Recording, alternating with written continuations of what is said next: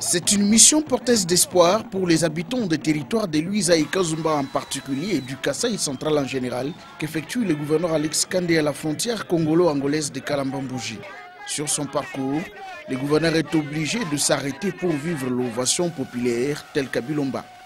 Accompagné du directeur général de la Direction générale de migration, François Beyakasonga, de Katarina Smith, de l'Office des étrangers belges et du vice-gouverneur Milonga, Alex Kandé vient poser la première pierre du bâtiment de la Direction générale de migration, qu'abritera aussi d'autres services frontaliers dans un premier temps. Dans son adresse, le gouverneur Alex Kandé salue l'implication du directeur général François Beyakasonga dans la recherche de ce financement qui vient ainsi assurer la continuité du projet de désenclavement du Kasaï central par son ouverture à la mer. Vous conviendrez avec moi que cet événement de haute portée matérialise la politique de la révolution de la modernité prônée par le président de la République, chef de l'État, son Excellence Joseph Kabila Kabange, apôtre de la paix, qui est le gage de la cohésion nationale et du développement de notre cher et beau pays,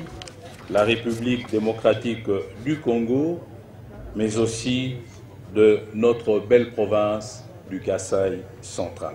Nous ne sommes plus à l'époque de beaux discours creux, ni de rêveries, mais au contraire, nous sommes bel et bien dans une action réelle à impact visible qui vise la reconstruction et l'essor du Kasaï central.